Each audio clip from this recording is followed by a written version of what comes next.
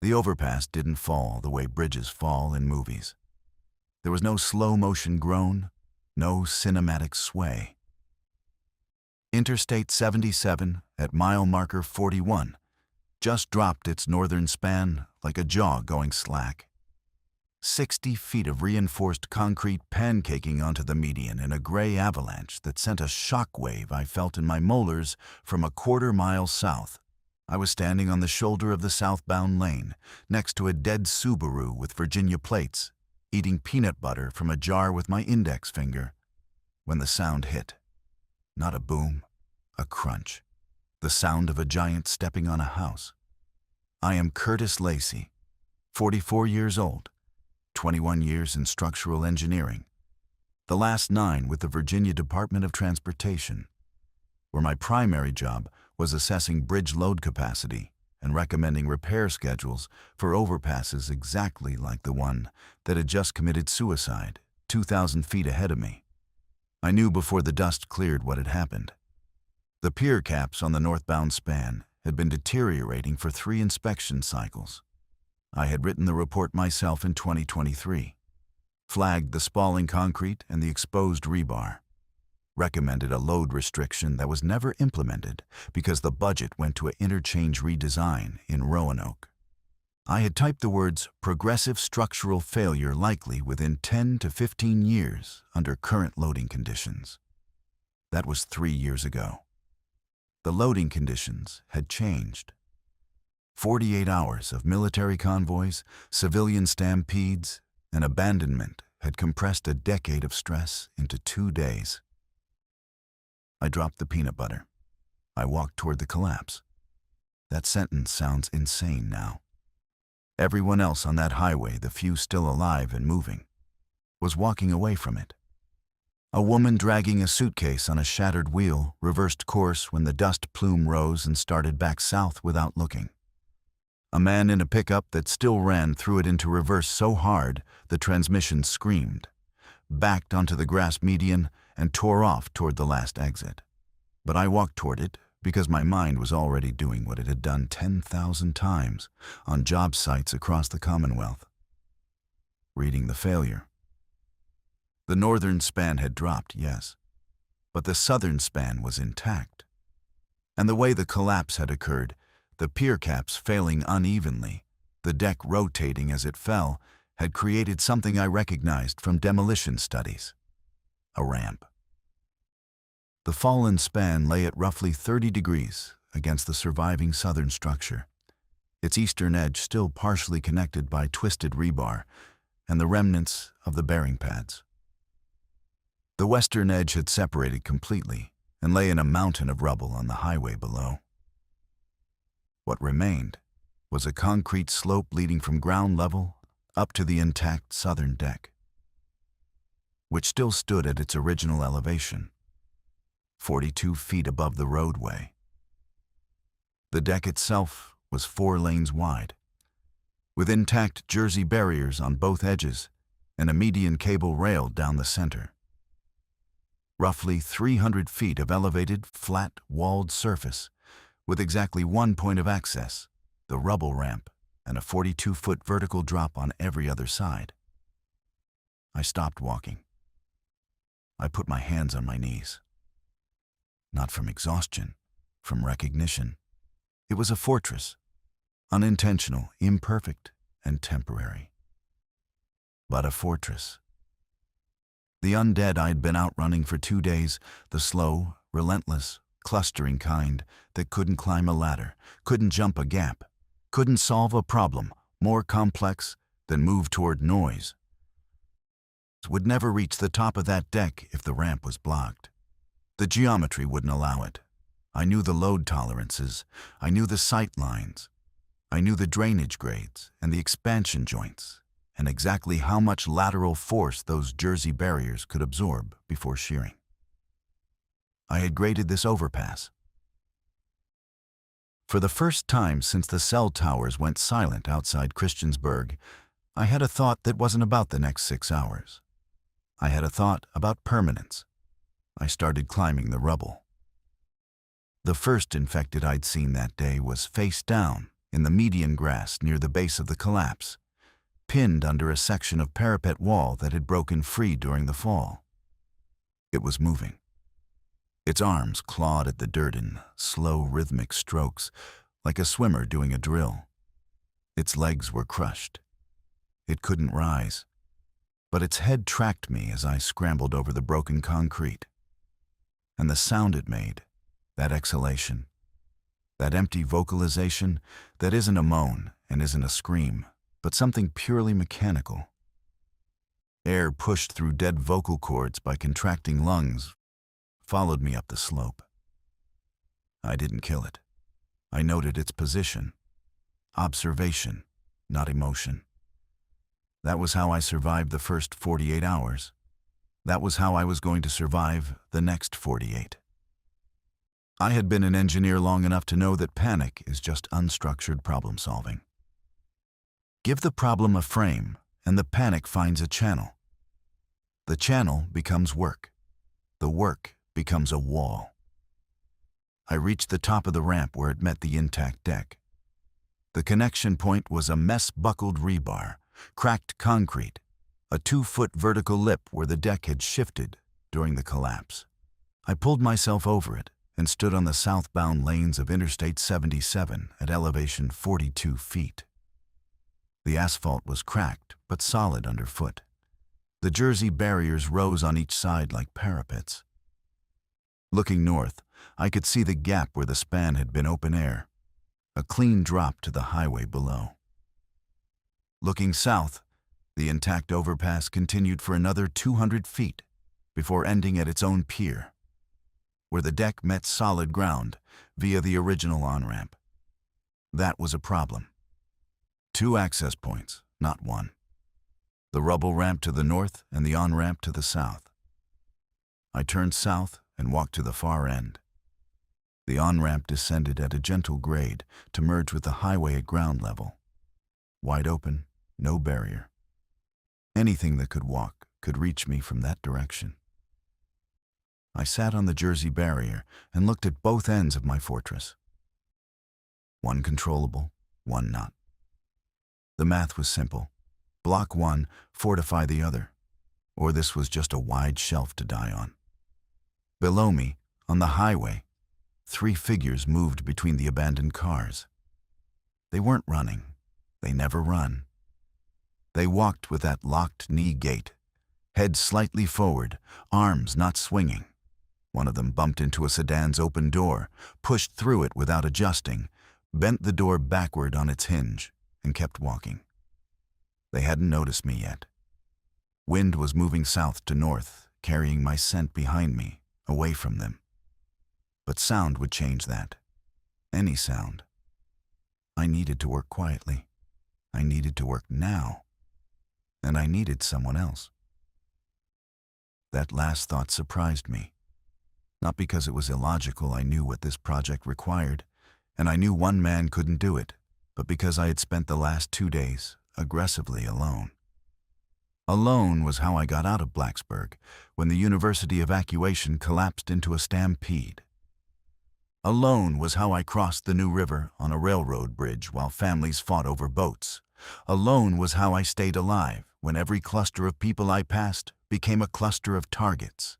But standing on that overpass, looking at 300 feet of defensible elevation and 2 open access points, I understood something I had been refusing to understand since the sirens stopped. Solitude is a tactic, not a strategy. It had gotten me here. It couldn't build what this place needed to become. I climbed back down the rubble ramp. Carefully, quietly. I had to find someone before dark. I found Nadino Semensa, 40 minutes later, in the back of a U-Haul truck parked sideways across the right lane, 300 yards south of the collapse. The truck's rear door was open about 14 inches, just enough for a person to slide through sideways, but too narrow for the dead to stumble into without catching their shoulders on the frame. Smart. I noticed the gap before I noticed her. Then I heard the breathing. "I'm alive," I said low. I'm not sick. I'm standing outside the door. I'm going to stay here until you decide what you want to do. Silence, then. How many? Just me. How many outside, on the road? 3 that I saw, 200 yards north, moving away. The door scraped upward another 6 inches. A face appeared in the gapped dark skin, mid-30s, short natural hair pressed flat on one side from sleeping against something hard. She was holding a tire iron with both hands, arms fully extended, the hooked end pointed at my chest. "I'm Curtis," I said. "I'm an engineer. I have an idea about that overpass. I'm not going anywhere with you. I'm not asking you to come with me. I'm asking you to listen to an idea, and then make your own decision. You can keep the tire iron the whole time." She studied me. Not my face, my hands, my belt, my pockets. She was checking for weapons. I had a folding knife clipped to my right pocket, visible. I made no move to conceal it. "Nadine," she said, after a pause that lasted long enough for me to hear one of the distant, infected bump into something metallic and send a hubcap ringing across the pavement. I was a nurse at Carillion. I drove this truck out of the parking lot because it was the only thing with keys in it when the hospital went under. When was that? Yesterday. 40 hours ago. I haven't slept more than 20 minutes at a time. I have a place where you could sleep, really sleep. Elevated, walled, only 2 access points that I need help blocking. She looked past me, toward the dust still hanging where the overpass had fallen. "That bridge? The half that's still standing, 42 feet up. Nothing dead is climbing that if we close the gaps." Nadine lowered the tire iron by 2 inches. "Not all the way. What do you need from me?" "Labor, right now, before it gets dark. I need to move debris, and I need someone watching while I do it." "That's not what nurses do." "I don't need a nurse. I need a second pair of hands and a second pair of eyes. The medical part comes later, if we live long enough for it to matter." She lowered the tire iron the rest of the way. Didn't let go of it. "Show me." We moved along the median, staying low behind the center cable barrier, using the abandoned vehicles as visual cover. Nadine moved quiet feet, head on a swivel, no wasted motion. She told me later that she had spent 31 hours inside the hospital after the first infected patients started turning in the ER, and that she had learned to move through hallways where anything behind any curtain might lunge. The highway was easier than the hospital. On the highway, you could see. I walked her up the rubble ramp. She climbed better than I had, finding footholds I'd missed, distributing her weight intuitively across the fractured slabs. At the top, she stood on the deck and did a slow rotation, looking at everything. The barriers, the sight lines, the southern on-ramp, the gap to the north, the elevation. She didn't speak for a full minute. "The south end is the problem," she said. "Yes." "What's your plan for it?" "Vehicles. There are at least 30 abandoned cars within pushing distance of the on-ramp. We pack them bumper to bumper across the full width of the ramp, then disable the tires so they can't roll. Dead weight barricade. Nothing's pushing through 5 rows of interlocked sedans." "That's tonight?" "That's the next 3 hours. After that, we work the north ramp. Smaller gap, easier to block, but it needs to stay partially passable so we can get down for supply runs." Nadine turned south and shaded her eyes. "There are people in those cars." I looked. She was right. Not all the vehicles were empty. In a silver minivan near the merge point, a shape slumped against the driver's window. In a black pickup further back, something shifted behind tinted glass. Whether they were dead or infected dead or alive and hiding, I couldn't tell from this distance. We check each vehicle before we move it, I said. I'll approach. You watch from elevation with the tire iron. The tire iron is for close range. Then I'll find you something longer before we start. She almost smiled. It didn't reach her eyes, but the muscles engaged. You have a very calm way of describing extremely dangerous activities. I write bridge inspection reports for a living. Everything I describe is dangerous. You just have to be specific about it. We climbed back down. I found a length of rebar in the rubble, 4 feet, half-inch diameter, one end still embedded in a chunk of concrete the size of a softball. Ugly, effective. I handed it to Nadine and she weighed it in her hands without complaint. We started with the on-ramp. The first vehicle, a white Honda Civic with both front tires flat, was empty. I released the parking brake, and together we rolled it to the narrowest point of the ramp where the Jersey barriers pinched the lanes. The grade helped. Once it was positioned, I slashed the 2 remaining good tires with my folding knife. Air hissed out.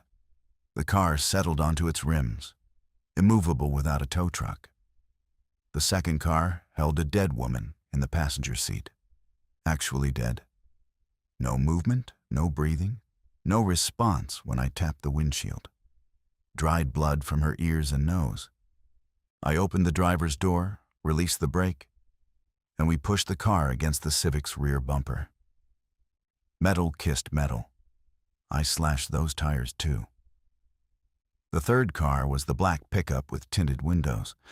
I circled it twice. Nadine stood 10 feet back with the rebar raised. I knocked on the driver's glass. The window cracked open an inch. A man's voice, shredded raw, said, "Please." His name was Garrett Mosley, 58, retired pipe fitter from Bland County. He had been driving north to find his sister in Princeton when the traffic stopped. And he had been sitting in his truck for 19 hours, too terrified to open the door, drinking water from a jug he kept behind the seat. He wasn't bitten. He wasn't sick.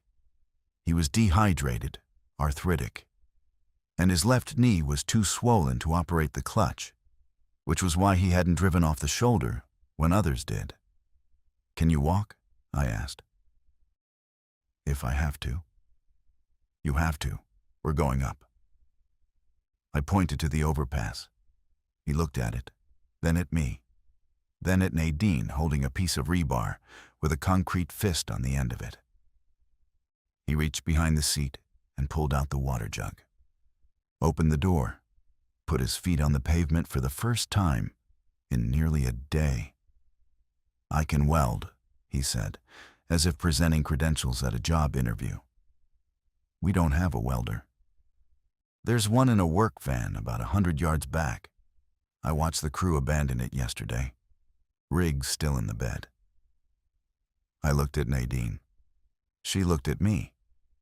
Neither of us said that changes everything out loud, but we were both doing the math. Garrett limped between us, bad knee grinding with every step, and we went to find his welder.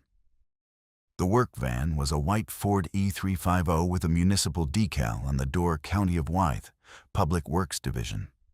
The crew had left in a hurry. The driver's door was open, keys still in the ignition, battery dead from the dome light running overnight. But the cargo bed was a mobile workshop, a Lincoln Electric wire feed welder, a generator with a 5-gallon fuel tank, an oxyacetylene cutting torch, 2 toolboxes, a grinder, extension cords, and a half-empty rack of angle iron and flat bar steel. Garrett inventoried it by touch while I kept watch. "Generator's got fuel," he said, pulling the starter cord. It caught on the third pull. The sound was enormous in the highway silence, a clattering, mechanical roar that might as well have been a dinner bell. "I killed it immediately." "Not until we're on the deck," I said. "Sound carries.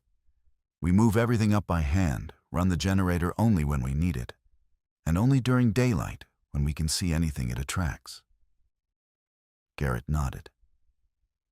He understood noise discipline instinctively, not from military training, but from a lifetime of working job sites where a dropped tool could mean a workplace injury report and a visit from OSHA. He began organizing the equipment into loads ranked by priority. The man couldn't walk without wincing, but his hands never stopped. Nadine and I carried the welder up the rubble ramp in 2 trips, using a moving blanket from the U-Haul as a sling. The generator took 3 trips. The toolboxes, the steel stock, the cutting torch, all of it went up the ramp and onto the overpass deck by late afternoon. We were drenched in sweat. My shoulders burned. Nadine had torn the skin on her palms and wrapped them in strips of fabric she cut from a seat cover without being asked and without mentioning it. Garrett made the climb once, slowly, with me below him as a spotter. His knee nearly buckled at the lip where the fallen span met the standing deck. He grabbed a piece of rebar and hauled himself over with his arms, grunting through closed teeth, and then sat on the asphalt and didn't get up for 20 minutes. When he did, he limped to the welder, checked its connections, and said, "Tell me what goes where." I already had the design in my head. I'd been building it since I first saw the collapse, revising it with every trip up the ramp. The southern barricade the vehicle walls was a blunt solution, effective but inelegant. It would stop the dead, but it couldn't be modified, couldn't be opened selectively, couldn't adapt. The north ramp was different. That was our door, our lifeline, and it needed to function as both a barrier and a gate. I sketched the design on the deck with a chunk of broken concrete, white lines on dark asphalt. A steel gate built from angle iron, hinged on one side, bolted to the Jersey barrier on the other. Behind it, a secondary great steel flat bar, welded in a grid pattern tight enough to stop a hand from reaching through, but open enough to see and communicate through. Between the gate and the grate, a dead space of about 6 feet. A kill zone, in honest language, if anything got through the first layer. Garrett studied the sketch. I can build that, but the angle iron's not enough for the frame. Needs structural support at the hinge side or the weight'll tear it free. I know. There's a steel I-beam exposed in the collapse rubble about 30 feet down the ramp. If we can cut a section free, I saw it. 6-inch flange. That'll do. We looked at each other over the chalk lines. It was the first moment that felt like a job site instead of a catastrophe. 2 men solving a fabrication problem with available materials and a shared understanding of load and stress and connection points. For 30 seconds, the world was not ending. It was just a difficult pour that needed a workaround. Then the sound came from below. Not a moan, a concussion, metal slamming metal. I ran to the eastern barrier and looked over. A tractor trailer had rolled free of its parking position on the southbound highway and was coasting slowly down the grade, its cab doors swinging open, bumping through the corridor of abandoned vehicles. It struck a sedan, pushed it sideways, struck another. The chain reaction of impact sent metallic echoes rolling through the valley, and the echoes did exactly what echoes do. They emerged from the tree line, from between the cars, from underneath the overpass itself, where I hadn't thought to look. Not 3, not 10. I counted 31 before I stopped counting, because counting required looking at each one individually, and looking at each one individually required seeing the details. I had trained myself to skip the clothing that identified them as specific people, the injuries that told you how they died, the movements that confirmed they hadn't finished. They converged on the sound. The trailer rolled to a stop against a jackknifed flatbed, and the dead surrounded it, pressing against the cab, the tires, the container walls. From above, it looked like water filling a channel. Fluid dynamics. They flowed along the path of least resistance toward the stimulus and pooled where the stimulus stopped. "That's what we sound like to them," Nadine said from behind me. She had come to the barrier without me hearing her. "Every time we run that generator, every time we drop a piece of steel." "I know. How long will the welding take?" I looked at Garrett, who was already doing the calculation. "Gate and grate. With the materials, we have 6 hours of active welding, maybe 8. 8 hours of noise," Nadine said. "On top of a 42-foot structure," I said. "They'll cluster at the base. They won't reach us. And when the noise stops, they stay. You've seen it. They don't disperse quickly. They linger near the last stimulus for hours. Days. We'll trap ourselves up here with a crowd at the bottom of our only exit." She was right. This was the engineering problem I hadn't solved yet. Every improvement to the fortress required noise. Every noise increased the population below. Every increase in population below made supply runs more dangerous. The ramp less passable, the entire position more dependent on the walls I hadn't finished building. I was constructing a trap with a very high ceiling. "We work at dawn," I said. "Earliest light. Weld in controlled bursts. Let the intervals between bursts give them time to lose interest." Nadine monitors the crowd from the east barrier. I monitor from the west. Garrett welds only when I signal clear. "That triples the build time," Garrett said. "I'd rather take 3 times as long than finish on schedule inside a siege." He accepted it. He was a man who understood that the job controls the timeline, not the other way around. He started laying out the angle iron in the pattern I'd drawn, dry fitting the joints, marking cut lines with a soapstone pencil he'd found in the toolbox.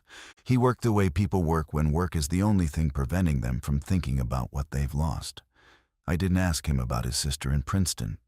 He didn't ask me about anyone either. Nadine set up a watch position on the eastern barrier, using the U-Haul blanket as a windbreak and a side mirror she'd pried from an SUV as a reflective periscope, so she could scan the highway below without exposing her silhouette against the sky. She was systematic, methodical. She logged infected positions by vehicle reference. 2 at the red truck, 1 behind the minivan.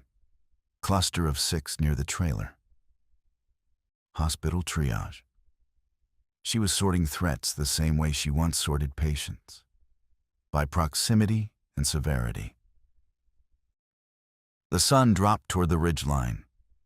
We ate peanut butter and stale crackers from my pack, drank Garrett's jug water, and watched the dead below settle into their uncanny stillness, not sleeping, not resting, just existing in a lower state of activation, waiting for the next sound to restart them.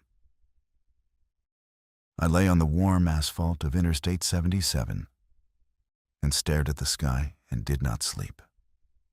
I was designing in my head, not the gate that was solved.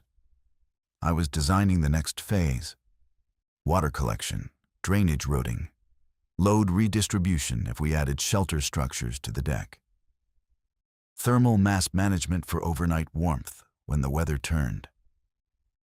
I was designing a life on a slab of concrete above a highway full of the dead. And the design was sound. And the soundness of the design frightened me in a way the dead themselves did not. Because the dead were a problem I couldn't control. The fortress was a problem I could. And I was already feeling the pull, the seductive gravitational force of total authorship over a space. This was mine. I had seen it, understood it, claimed it, and now I was building it. Everything below the barrier was chaos. Everything on the deck was order. My order. Nadine's voice came from her watch position, quiet. "You're not sleeping. I'm working. You're lying on your back, staring at nothing. That's not working. That's planning. which is what people do when they're afraid to stop being useful. I didn't answer. She was more right than I wanted her to be. Dawn came gray and wet. A fog bank had settled into the valley overnight, reducing visibility to about 80 feet and muffling sound in a way that was both useful and unnerving. The dead below were invisible. I could hear them, the shuffling, the occasional collision with metal, the exhalation that carried through the mist like whispered static, but I couldn't count them or track their positions. "We weld now," I said. Garrett looked at the fog and understood immediately. If we couldn't see them, they were also operating on degraded stimulus. The sound of the welder would still draw them toward the overpass, but in the fog, they'd cluster imprecisely, bumping into barriers, circling vehicles, unable to locate the exact source. It bought us time. It bought us confusion in the herd, which was the closest thing to an advantage we'd get. He pulled the generator's starter cord. It coughed, caught, and filled the deck with its mechanical heartbeat. Below, in the fog, something responded. A chorus of those empty vocalizations rising from multiple directions like birds startled from a field. I tightened my grip on the rebar I'd claimed from the rubble, 5 feet of corrugated steel, heavy enough to crack bone. Garrett struck his first arc. The welder spat blue-white light into the fog, and the angle iron began to join. I stationed myself at the north ramp, where the rubble slope descended into the mist. Nadine held the south barricade, watching from behind the wall of dead, tired vehicles we'd positioned the night before. We had pushed 11 cars into the on-ramp by dark, packed tight enough that I could walk across their roofs from one Jersey barrier to the other without touching the ground. It wasn't finished. There were gaps in the second row that a determined person could squeeze through, which meant a determined corpse might eventually manage it, but it was enough for the night, and enough for now. The first shape emerged from the fog at the base of the rubble ramp at 6:47 a.m. I know the time because I had started logging it. An engineer's habit: document everything, timestamp the data, because patterns live in the numbers. It was a man, or had been. Blue work shirt, tan pants, one shoe missing. He reached the bottom of the rubble slope and tried to climb. His foot found the first slab of broken concrete and pushed upward. His hands grabbed a piece of rebar jutting from the debris. He pulled himself up 18 inches, and then his foot slipped, and he fell sideways and lay on the rubble, and he tried again. He couldn't do it. The angle was too steep, the surface too irregular, the motor planning too degraded. He got 2 feet up the slope and fell back, 3 feet and fell back. He never reached the halfway point. After 7 attempts, he stopped climbing and stood at the base, facing upward, making that sound. But he'd shown me something. They would try. The rubble ramp was not a passive deterrent. It was an active challenge that some of them would attempt. And if enough attempted it simultaneously, if they packed the base and the ones behind climbed on the ones in front, the geometry that protected me might change.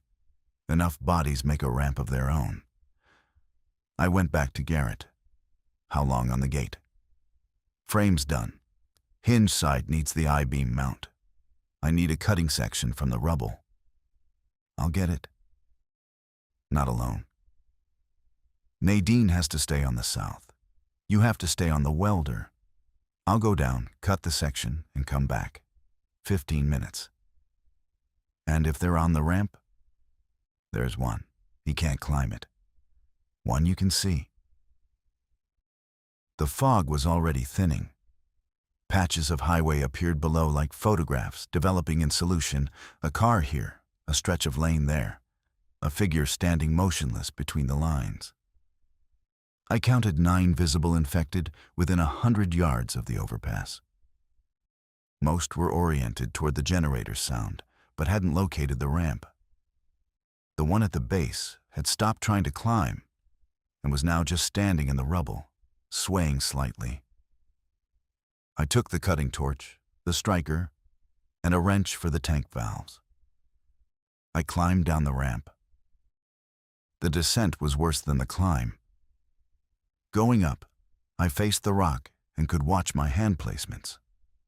Going down, I faced the highway and had to move backward, feeling for footholds, unable to watch what was below me without turning my head.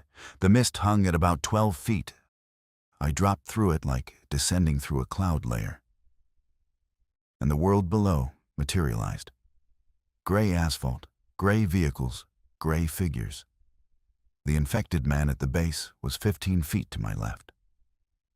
He turned toward me when my boots scraped concrete. I froze. He took 2 steps in my direction, stopped, and resumed his swaying. I stayed motionless for 90 seconds until his head rotated away, then continued down. The I-beam was buried under a slab of deck concrete near the base of the collapse. 6-inch flange, as Garrett had said, partially bent but with a clean section of at least 4 feet exposed. I opened the oxygen and acetylene valves, struck the torch, and began cutting. The flame was a blue needle. The steel turned cherry red, then white, and the cut began to open. The sound was different from the welder, a hissing roar, lower frequency, less sharp. But it was still sound. And in the mist, it was a beacon. I kept my eyes moving between the cut and the ramp and the highway. 3 of the 9 infected I'd counted were now walking toward me. Slow. Maybe 2 minutes before the nearest one reached the rubble field. I cut faster. The flame chewed through the flange. I rotated to the web, then the second flange. The section separated with a clang that I couldn't prevent, and that echoed off the underside of the intact deck above me like a bell. Every dead thing within earshot shifted orientation. The steel section weighed about 40 pounds. I braced it on my shoulder and climbed, one-handed, feet slipping. The infected man at the base was now directly below me, reaching upward, his fingers brushing the rubble 6 inches below my trailing foot. I kicked a chunk of concrete loose, and it hit his shoulder. He didn't flinch. He kept reaching. I made the top, hauled the beam over the lip, sat there, breathing, watching the mist dissolve below, revealing the full scope of what the generator and torch had summoned. Not 9 anymore. 20-something spread across the highway in a loose constellation, all oriented toward the overpass, all beginning to drift closer. Garrett took the I-beam, checked its straightness against the deck's surface, and nodded. 90 minutes, he said. Then you'll have a gate. I watched the crowd below. They wouldn't disperse for hours. The south barricade was holding. Nadine reported no contact on her side, but the north ramp was now effectively besieged at ground level. If we needed to go down for any reason, we'd have to wait or fight. This was the pattern I had predicted and failed to emotionally prepare for. Every act of construction attracted attention. Every attracted crowd reduced our mobility. The fortress was getting stronger, and we were getting more trapped. Nadine appeared at my shoulder. She had left the south barricade, which told me she had something more important than watching cars. "There are people on the ridge," she said. "East side, 2 of them. They've been watching us for about 20 minutes. I moved to the eastern barrier and looked where she pointed. The ridge rose about a quarter-mile east of the highway, a wooded slope that climbed to a rocky spine visible above the tree line. On that spine, 2 figures stood in the early light. They weren't dead. The dead don't stand on ridgelines and observe. These 2 were still, deliberate, and one of them appeared to be holding binoculars. "They've been watching us work," Nadine said. "They've been watching us make noise and attract a crowd. They know what we have." The generator, the tools, the position? All of it. This was a variable I had not designed for. In my structural model of the fortress, the threats were binary: infected and environmental. I had calculated load limits and barrier strength and access point defense with the assumption that the only entities attempting to breach the position would be mindless and physically predictable. People are neither. I watched the two figures on the ridge. After a few minutes, one of them turned and descended the far side, disappearing into the trees. The other stayed, still watching. "What do we do?" Nadine asked. "Nothing yet. They haven't approached. They might be assessing us the same way I assess this overpass, looking for a structure that works. And if they come here, then we talk." "Through your steel gate that you're building specifically to keep things out?"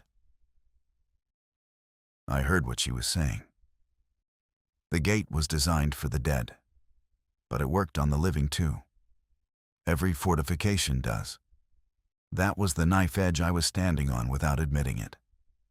Every improvement to the fortress was also an improvement to my control over who entered it. I was building a gatehouse, and I was the gatekeeper. And I had not discussed this role with anyone because I'd assumed it was mine by right of authorship. "The gate is for the infected," I said. "The gate is a gate. It does what gates do. It lets in and keeps out, and someone decides which." I didn't answer her. I went back to Garrett, who was grinding a hinge plate smooth, the grinder's whine cutting across the deck. The sound was smaller than the welder, a dental drill versus a jackhammer, but it still carried.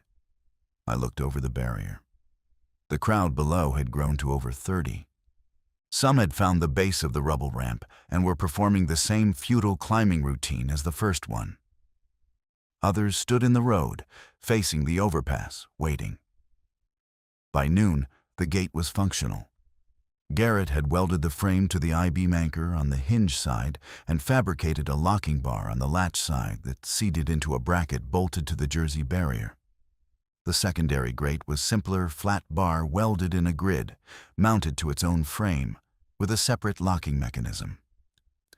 Between the two barriers was a 6-foot space, accessible only from the deck side.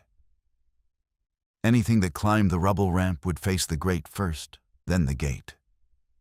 To reach the deck, it would need to breach both. I tested the gate.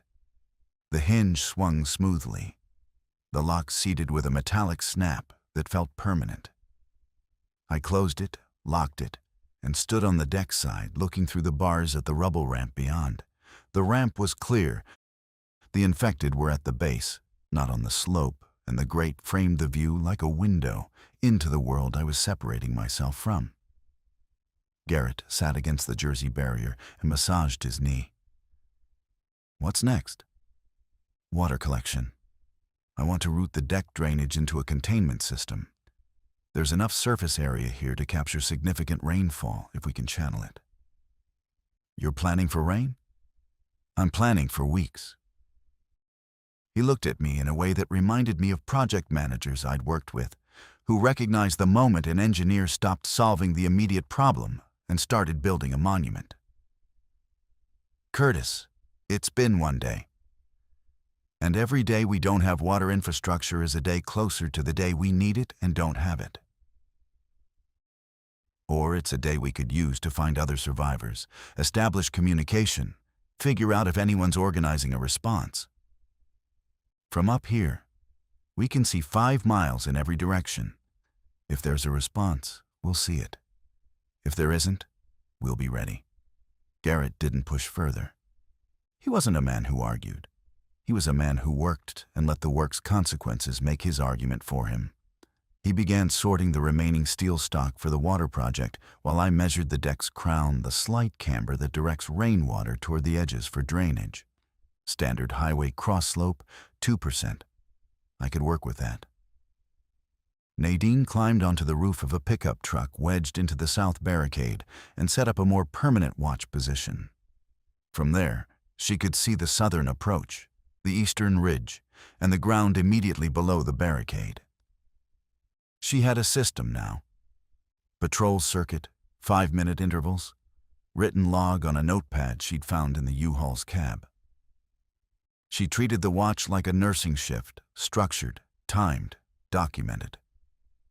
"The ridge is clear," she reported at 1400 hours. "Both figures gone." I noted it, filed it, returned to my drainage calculations. The deck had 4 scupper openings along each edge, square holes cut through the concrete where rainwater normally drained off the bridge and fell to the ground below. If I sealed 6 of the 8 scuppers and routed the remaining 2 into containers below the deck edge, I could create a gravity-fed collection system. The containers would have to be suspended from the deck. Somehow the drop was 42 feet, far too high to place anything on the ground and access it from above. "I need cable," I told Garrett, "or heavy rope, something to lower and raise containers from the deck edge. There's a tow strap in the work van, rated for 5 tons. Enough?" "More than enough." I went to retrieve it. The work van was still on the highway below, which meant descending the rubble ramp, crossing open ground, and returning. The crowd at the base of the overpass had not dispersed.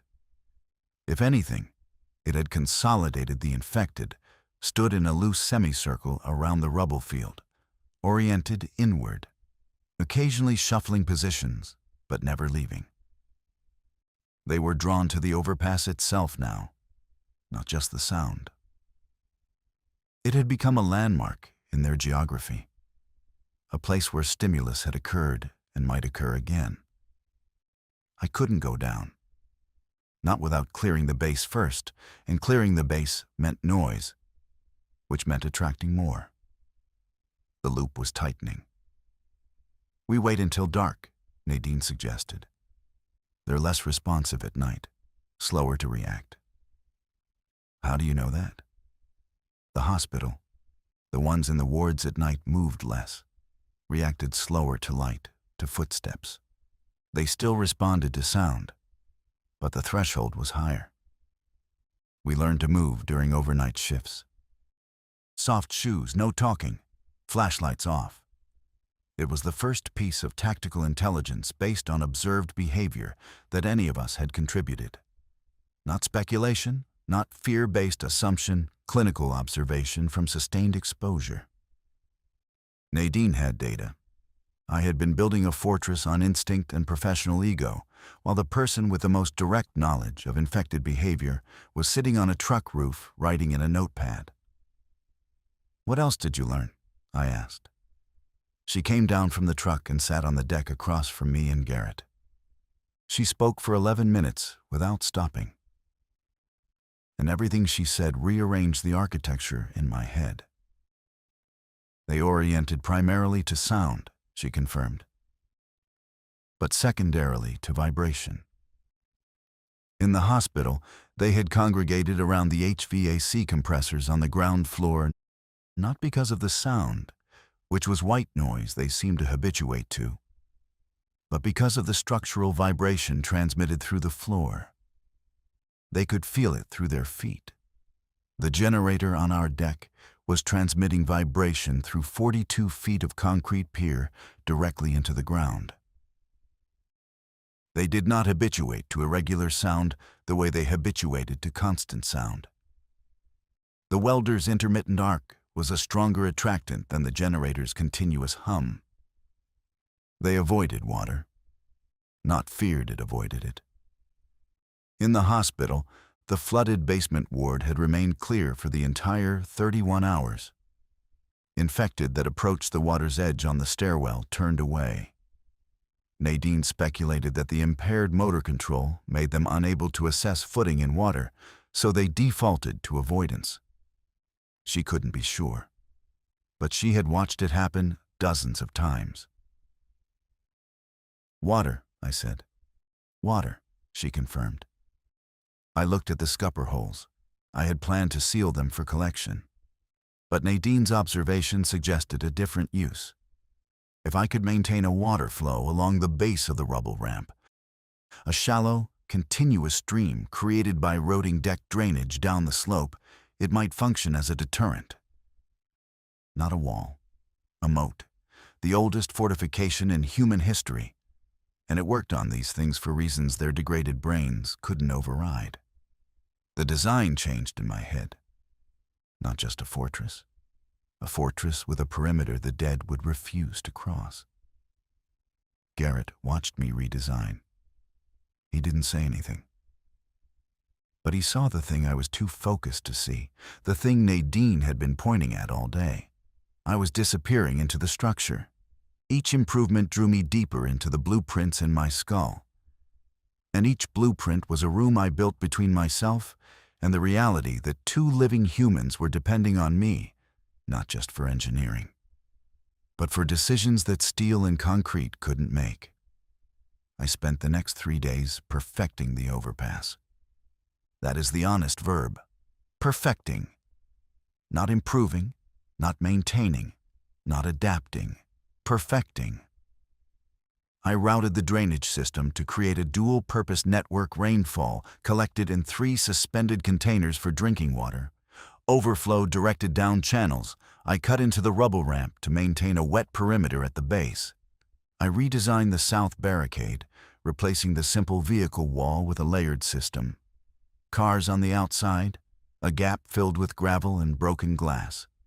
Then an inner barrier of welded steel grating. I added a watch platform on the median cable posts, giving Nadine an elevated position with 360-degree visibility. I designed a sleeping shelter using the U-Haul's cargo panels, insulated with seat cushions scavenged from the accessible vehicles, windproofed with plastic sheeting from a construction-supplied trailer we found on the highway. Each improvement was real. Each solved a genuine problem. And each required noise, which attracted more infected, which reinforced the need for the improvement, which justified the next one. The loop was not tightening anymore. It had become a circuit self-sustaining, self-justifying, and I was its motor. By the 3rd evening, I had counted over 100 infected visible from the deck. They ringed the overpass at a radius of about 60 yards, held back from the rubble ramp by the wet perimeter but not dispersing. They stood in the roadway, in the grass, between the cars. At night, their sounds merged into a constant, low-frequency hum that vibrated at the threshold of hearing, felt more than listened to. Nadine called it the choir. Garrett didn't call it anything. He just welded what I told him to weld and watched me the way you watch a structure taking a load you haven't calculated for. On the 4th morning, the people from the ridge came. There were 7 of them. They approached from the south, walking single file along the highway shoulder, visible for a long time before they reached the overpass.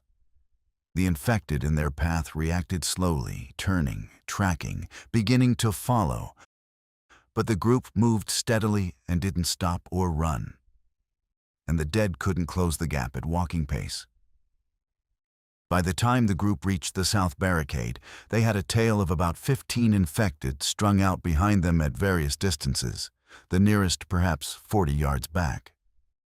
A woman at the front of the group stopped below the barricade and looked up at Nadine on her platform. "We've been watching your construction for 3 days," she called. "My name is Dara Kish. I'm a civil engineer from Virginia Tech. I have 6 people with me. We need shelter." I was at the north gate when Nadine relayed the message. I walked the full length of the deck to the south barricade and looked down at Dara Kish and her group.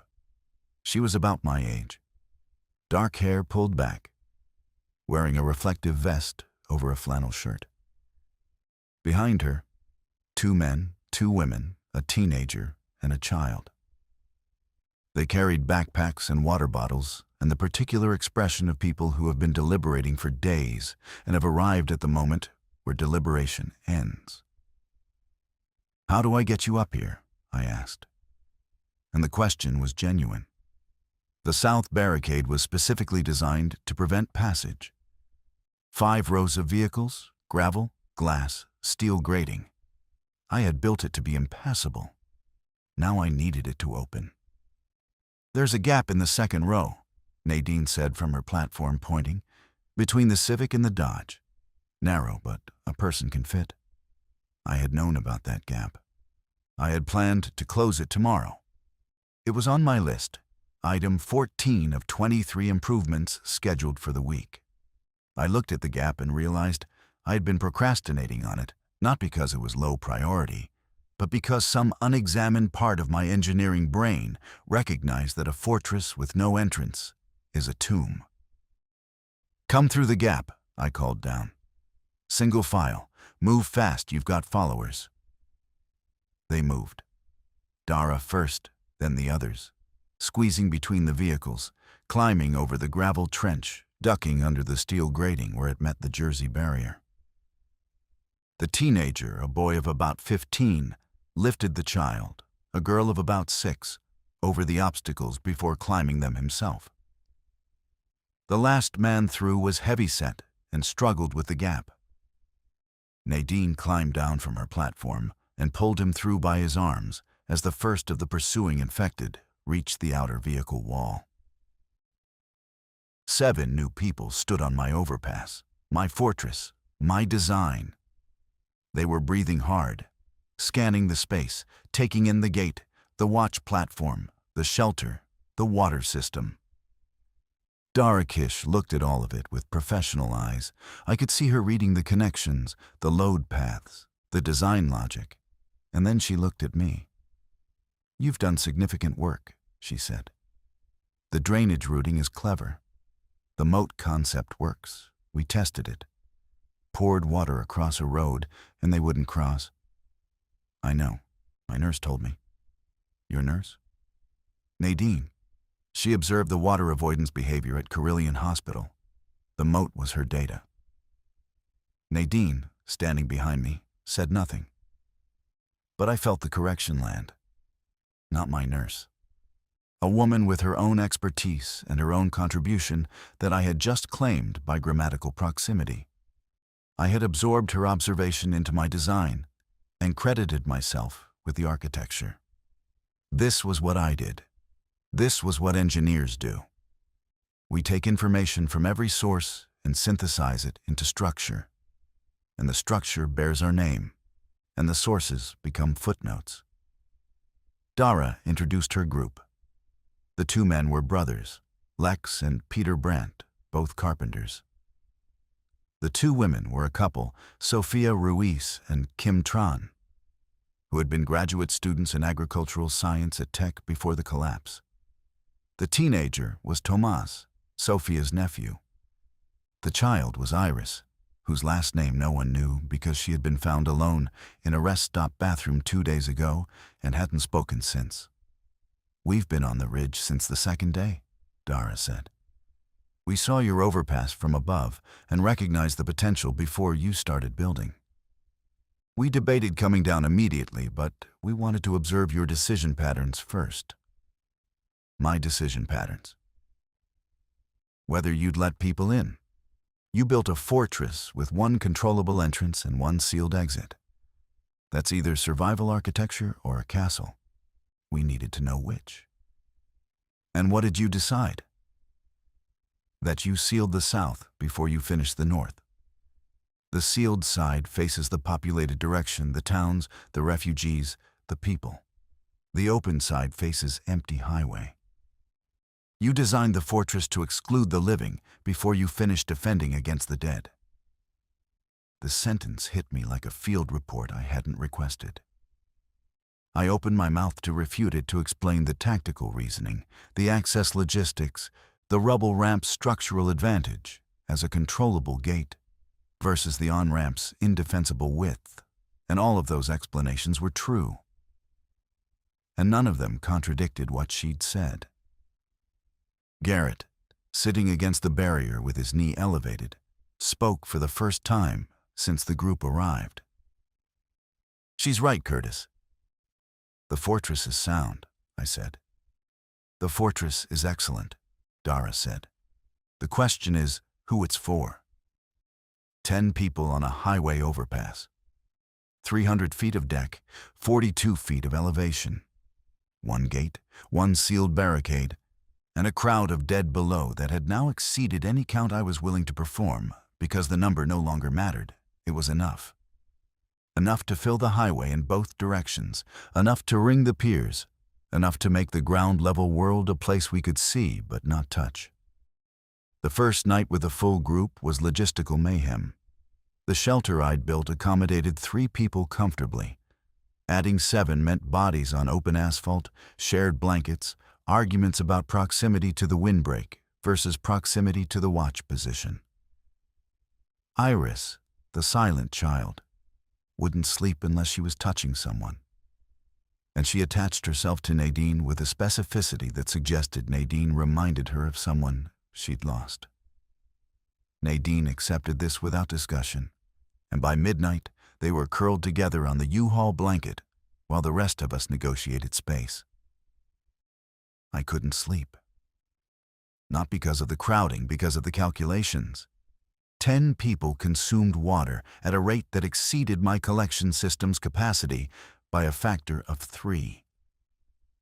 The suspended containers held roughly 12 gallons total, refilled only by rainfall, and the forecast, if weather patterns held, if anything about the world still held, suggested dry conditions for the next several days. My elegant drainage system, my pride, was insufficient for the population it now served. I hadn't designed for this. I had designed for 3. At dawn, I convened what I intended as a briefing and what became, by the force of 10 personalities in a confined space, a meeting. I stood at the center of the deck near the median rail and explained the water situation. The food situation, we had perhaps 4 days of scavenged supplies, if rationed, and the structural limitations of the shelter. The overpass can support the weight, I said.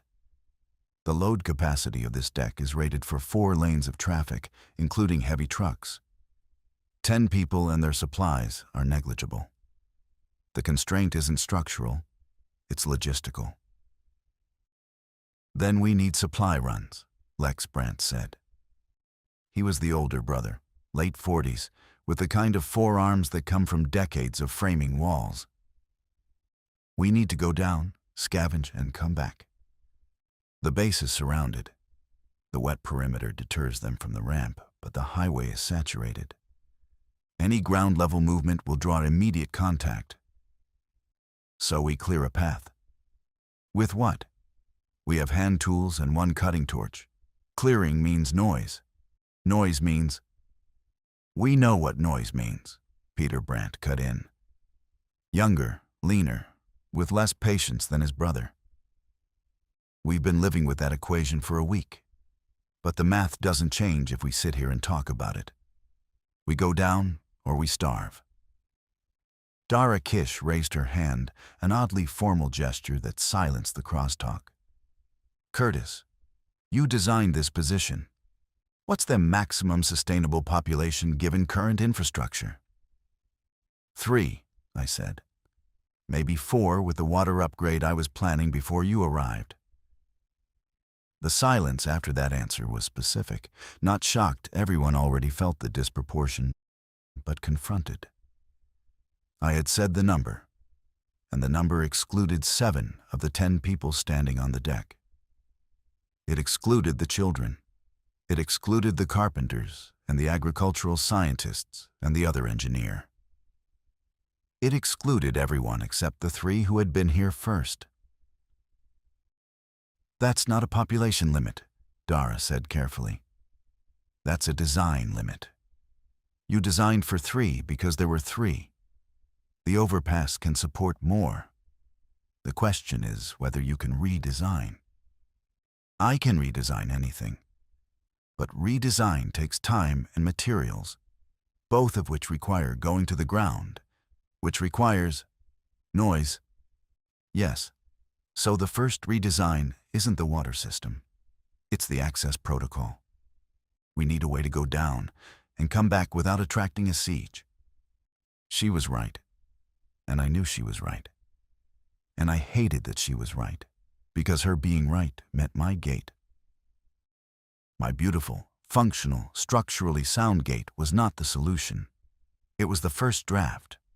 The access protocol Dara proposed was simple and derived from the same behavioral data Nadine had provided. The infected avoided water. The rubble ramp was wet, but the highway beyond the ramp's base was dry. If we extended the water perimeter using whatever containers, hoses, or channels we could build to create a wet corridor from the ramp base to the nearest supply-rich area, we could move through it with reduced risk. Not zero risk, reduced. We don't have enough water to maintain a permanent wet corridor, I said. We don't need permanent. We need enough for one trip. 20 minutes out, 20 minutes back, a temporary flow. Sophia Ruiz, who had been quiet until now, spoke up.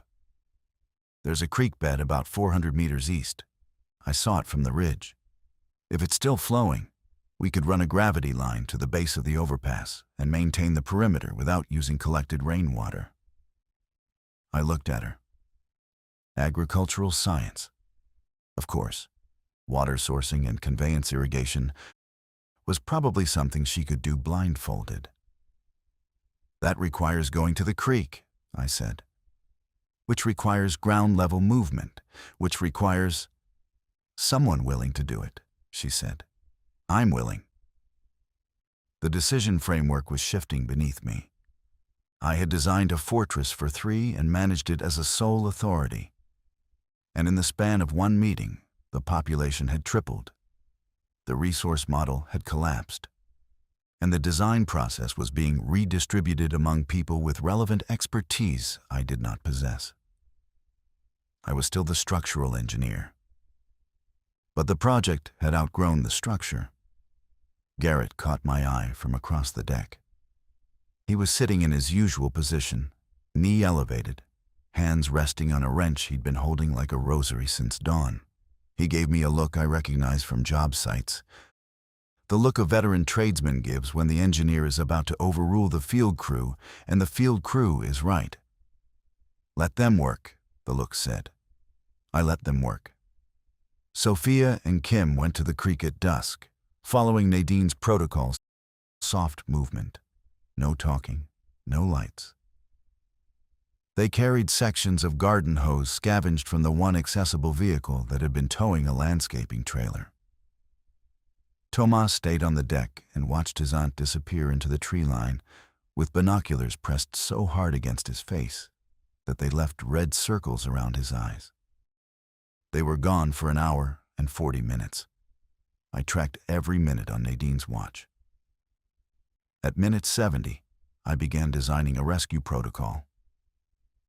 At minute 80, I started packing the cutting torch for a descent. At minute 92, Nadine said, "East tree line, 2 figures, moving well."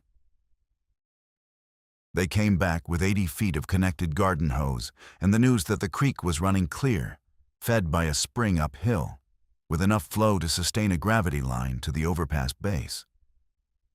Sophia had already identified the routing along a drainage ditch that paralleled the highway, under the guardrail, across the shoulder to the rubble field.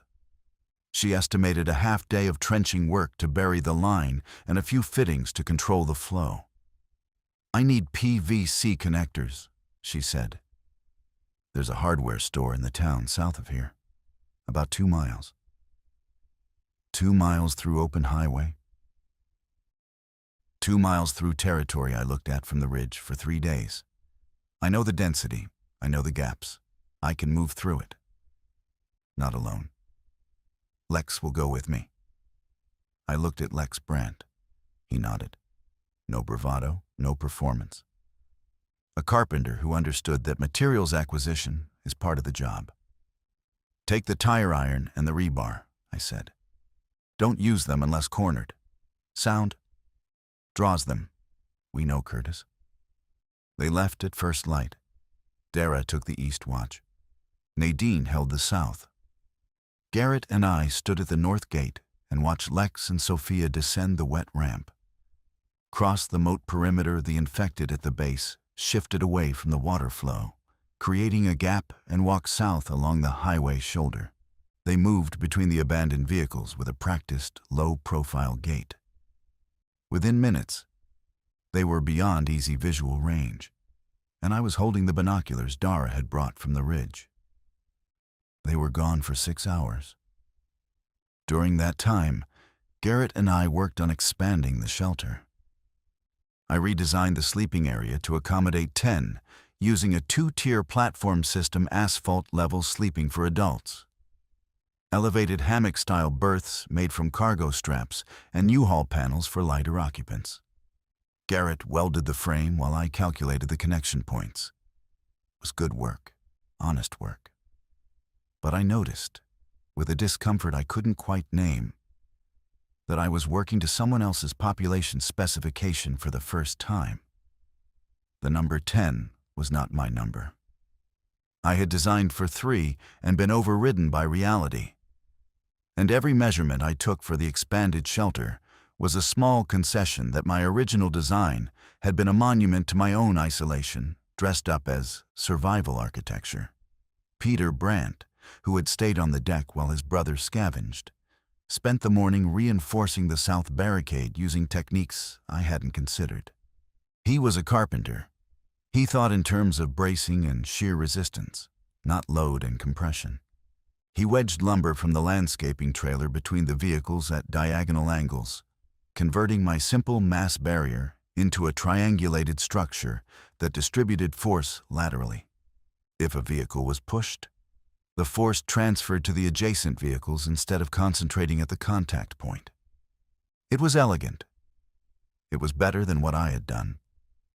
I watched him work and felt something I had never felt on a job site: territorial anxiety. Another professional was improving my design without asking permission, and the improvement was objectively superior to my original. And I wanted to dismantle it and rebuild it my way. I didn't. I recognized the impulse for what it was, and I walked away from it and stood at the north gate and looked through the bars at the dead below and breathed until the impulse passed. But it didn't pass completely. It receded to a manageable depth and sat there, a pressure I could feel whenever someone else made a structural decision without consulting me first. Lex and Sophia returned at midday with PVC fittings, a bag of quick-set cement, 2 cases of canned food, a first aid kit, and a kerosene lantern. They also brought information. The town 2 miles south, Crockett, population 800 before, population 0 now, was empty. Not overrun, not barricaded, not burned. Empty. The infected had passed through and moved on, following whatever stimulus had drawn them north toward the highway corridor. The stores were damaged, but not stripped. The hardware store had most of its inventory. The pharmacy was intact. "There's enough there to supply this position for months," Lex said, "if we can establish a regular run." "Months," I repeated. "You're building for permanence, aren't you? The water system, the shelter expansion, this isn't a waypoint for you. You're making a home." I didn't answer. Dara answered for me. "He's making a project. There's a difference." The distinction cut more precisely than she probably intended. A home is a place you share. A project is a thing you control. I had been speaking the language of the former while operating in the grammar of the latter. And Dara, whose professional vocabulary overlapped mine enough to read my blueprints, but whose instincts ran toward the collaborative, could see the discrepancy from the other side of the deck. That afternoon, Sophia began trenching the water line.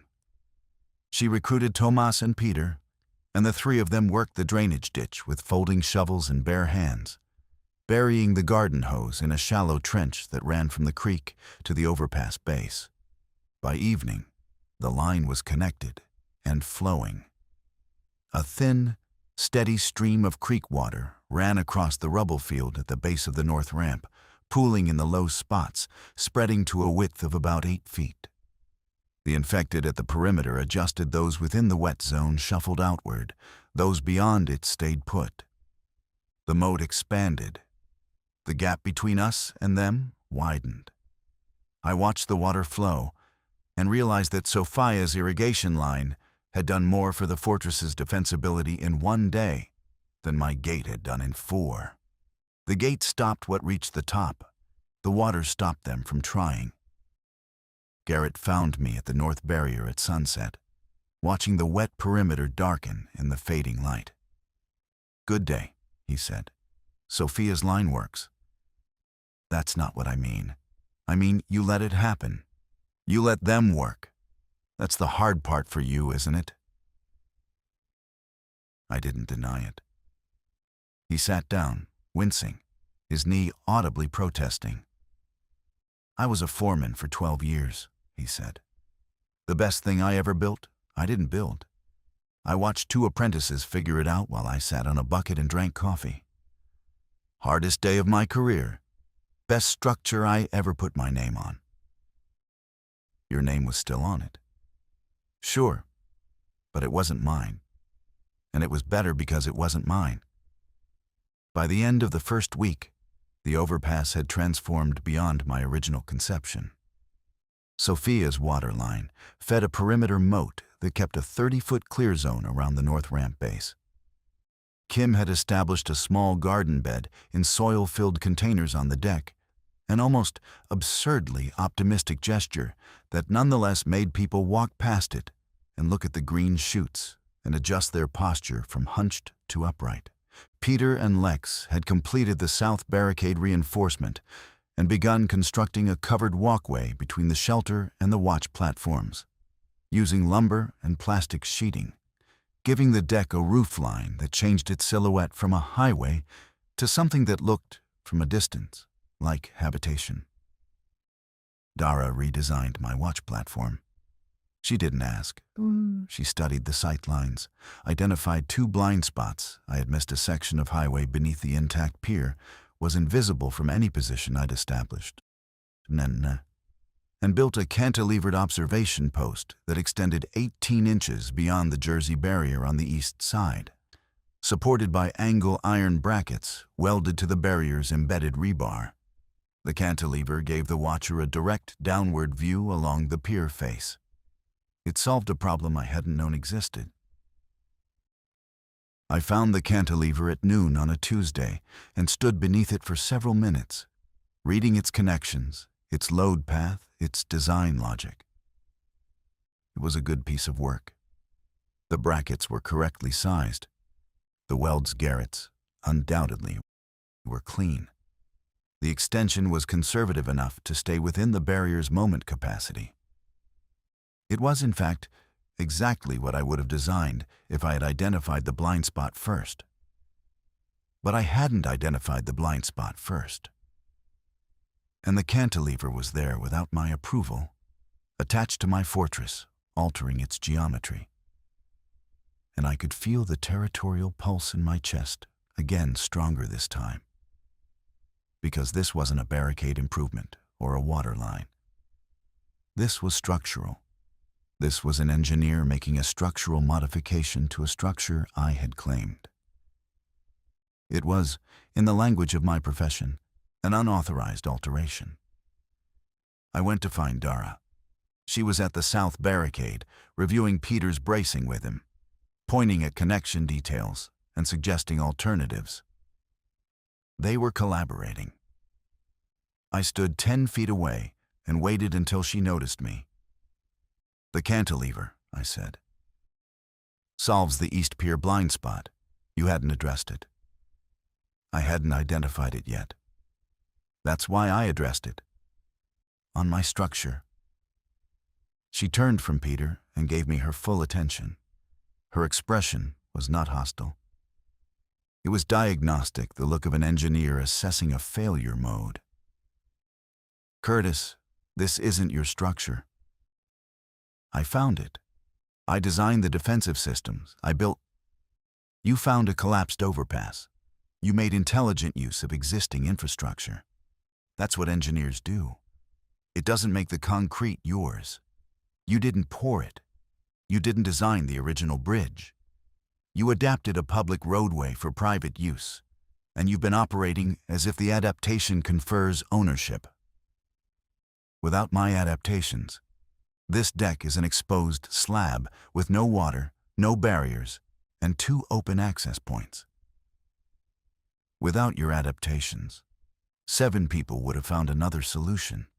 You provided a good one, the best available, but good solutions don't become fiefdoms. I could have argued.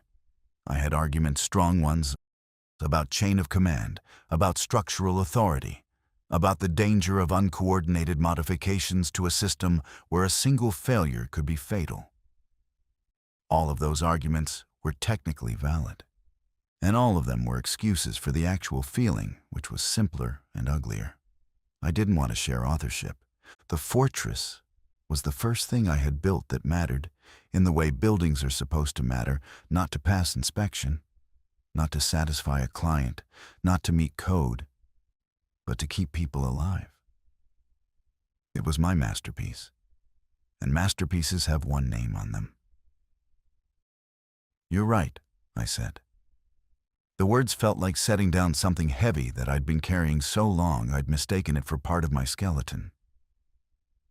I need to stop treating this like my project. You need to stop treating this like your identity, she said. It's a good place. Let it be a good place that belongs to 10 people instead of a perfect place that belongs to 1. I nodded. I walked to the north gate and opened it and walked down the rubble ramp and stood at the edge of the moat, ankle deep in creek water, looking at the dead who stood beyond the wet perimeter. They watched me. I watched them. We occupied the same geography, separated by 8 feet of flowing water and 42 feet of elevation, and the entire distance between a mind that builds and a body that only hungers. I stood there until the water soaked through my boots and the cold climbed my shins. And I made a decision I'd been deferring since Dara arrived. I would share the blueprints, not delegate tasks. I'd been doing that. And delegation is just control with an extra step. I would share the actual design authority. The next modification to the overpass would be proposed, reviewed, and approved by consensus. I would have a voice. One voice, not the voice. When I climbed back up and announced this at the evening gathering, Garrett looked at me the way you look at a load-bearing wall that has just been relieved of a weight it was never designed to carry. Relief and something close to fondness. "About time," he said. Nadine said nothing, but she moved Iris's sleeping spot from beside her own to the center of the deck, where the child would be equidistant from multiple adults. A small rearrangement, a redistribution of care, the architecture of trust, revised.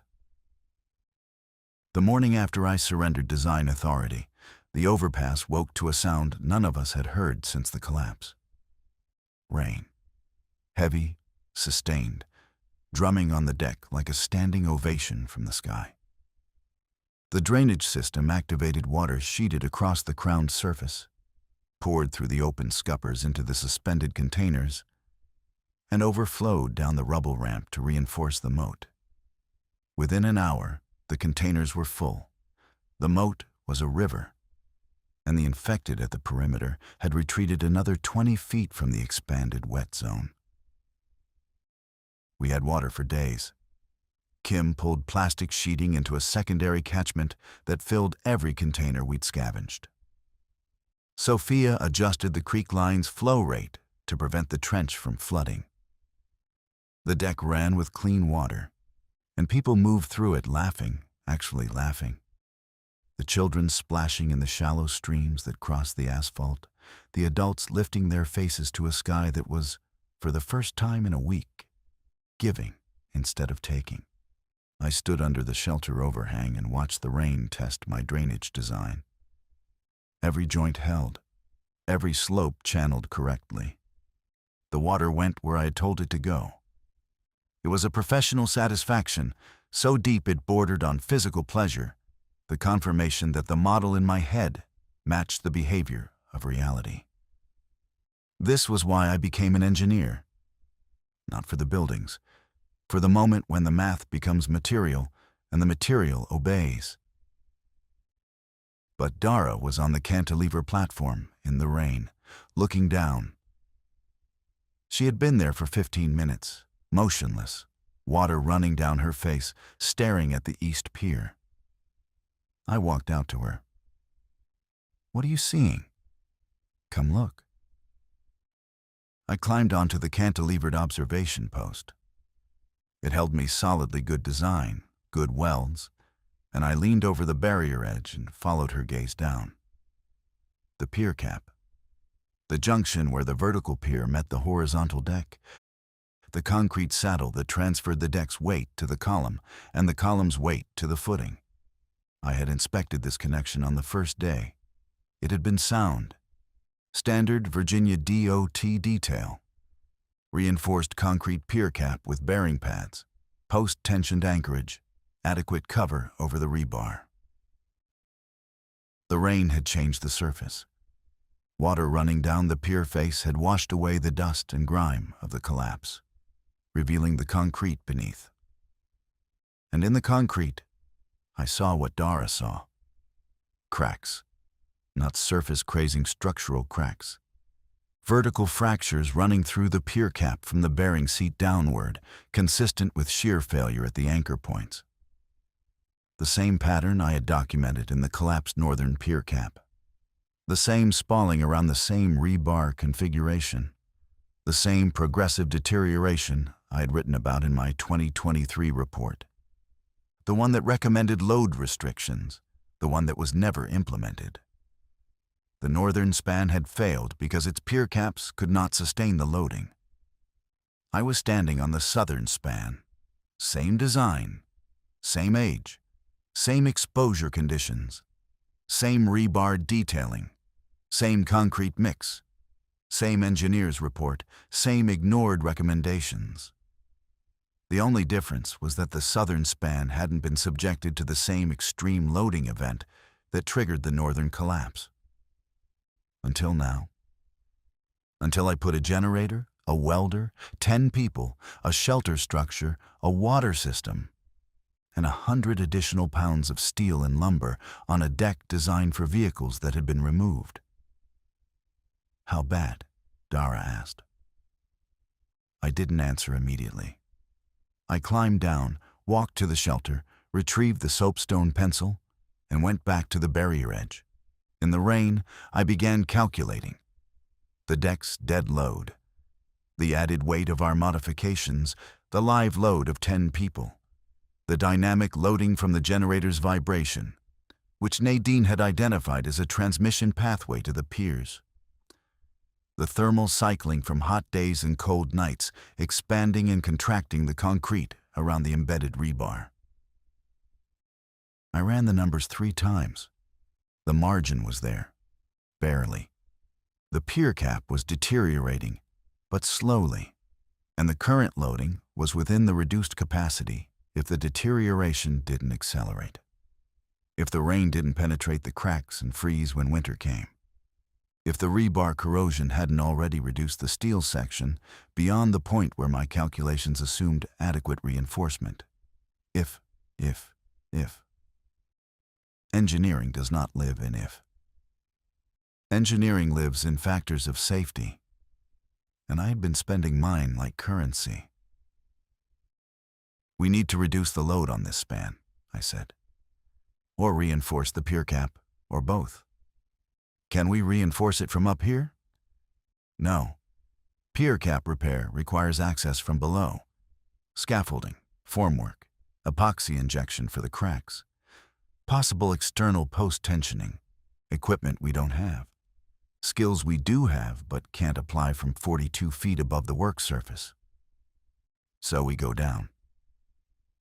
Into a perimeter surrounded by 100+ infected, to work on a concrete repair that takes days, in the open, making noise the entire time. Dara was quiet for a long moment. The rain filled the silence. Below us, the dead stood in the downpour, motionless, water streaming from their hair and shoulders, indifferent. What happens if we don't repair it? The cracks propagate. Water infiltration accelerates corrosion. The rebar loses section. The pier cap's shear capacity drops below the demand. The deck separates from the pier. How long? I don't know. I'm not an oracle. Months, weeks. Tomorrow, if there's a seismic event or a heavy dynamic load or a thermal shock. The northern span lasted 3 years, past the point where I said it should be restricted. This one might last 3 years too, or it might not. You're saying we might be living on a bridge that's already decided to fall. I'm saying this is what it was always going to do. I wrote the report. I predicted this failure. And then I climbed up here and built a life on top of my own prediction and convinced myself that it didn't apply to this span because this span was mine. The sentence came out before I examined it. But it was the truest thing I had said since the collapse. I had looked at the fallen northern span and seen opportunity. I had looked at the standing southern span and seen permanence. And I had declined actively, professionally, willfully, to apply my own expert analysis to the structure I was living on, because doing so would have prevented me from building the fortress that had become the only thing I controlled in a world where control was extinct. Dara said, "We have to tell the others." I know. I told them that evening.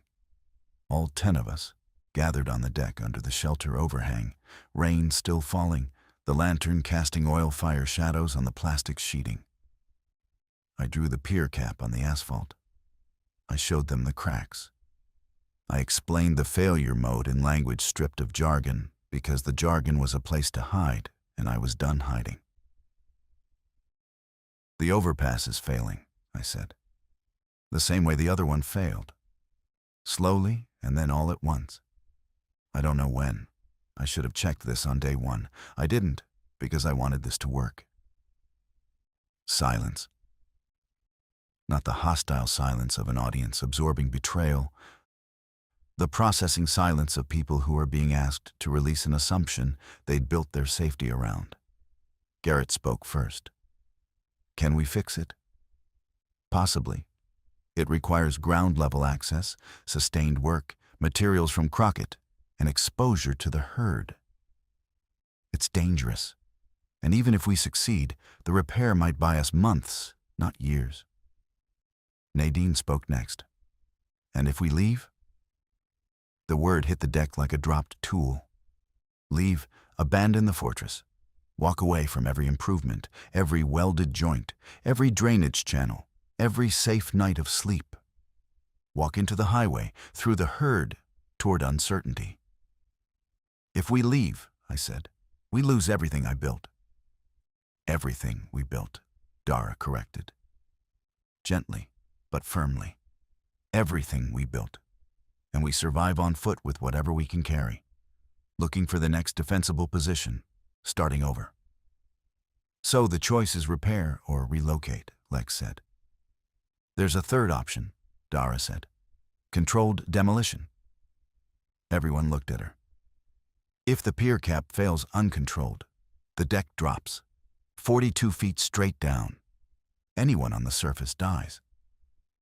But if we identify the failure sequence and initiate it, deliberately cut the deck at the connection points, let it descend in a controlled manner, we could drop the span onto the highway as a ramp. A gradual slope instead of a sheer fall. The concrete would fragment, but the rebar matrix would hold sections together. We could walk down it. And the fortress?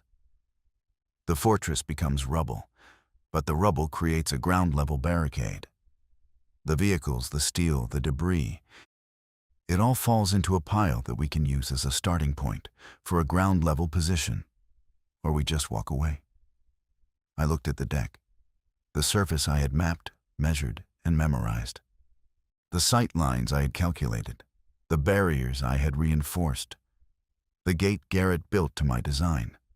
The platform Dara cantilevered beyond my imagination. The garden Kim planted in faith. The moat Sophia engineered from a creek and a garden hose. Demolish it. Deliberately. Turn my masterpiece into a managed collapse. I need to think, I said. Don't think too long, Garrett said. The rain's in the cracks. I didn't sleep. I lay on the deck in the rain and felt the concrete beneath me the way I'd never felt it before.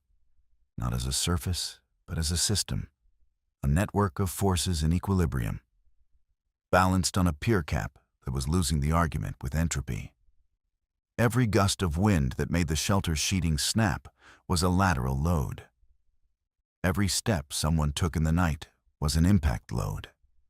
The generator's idling hum was a vibration that I could now feel transmitting through the asphalt, into the deck slab, into the pier cap, into the failing concrete, where the cracks were drinking rain.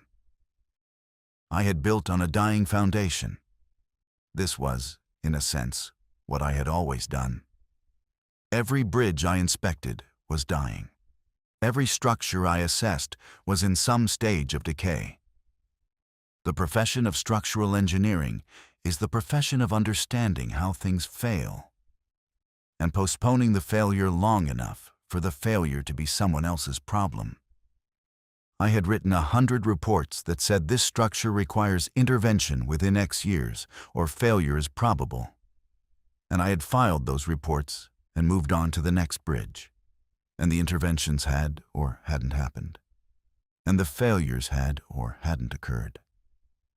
And I had never once stood on the structure at the moment my own prediction came true. Until now, I was living inside my own report. The 2023 assessment of Interstate 77, mile marker 41, was unfolding in real time beneath my body, and I was the author of the prediction and the subject of its consequence. And the fortress I had built on top of it was the most elaborate act of denial I had ever committed. At 3 a.m., Dara found me awake and sat down beside me. The rain had slowed to a mist. The dead below were quiet. The water perimeter pushed them back, the rain dampened sound. And the nighttime behavioral suppression Nadine had documented was in effect. It was almost peaceful. Almost enough to convince you that the world was resting instead of rotting. I've been running the demolition sequence in my head, she said. It's feasible. The cutting torch can sever the deck-to-pier connection at 4 points. If we cut the eastern pair first, the deck will tilt east and slide off the bearing seats. The western pair will fail under the asymmetric loading. The span drops east, landing on the highway at an angle. Rebar holds the sections together. We get a steep but traversable slope. You've done collapse modeling. My thesis was on progressive collapse resistance in post-tensioned concrete. This is simpler than what I studied. The span's already partially detached at the north end where the collapse occurred. We're cutting a slab that wants to fall. That's what bothers me.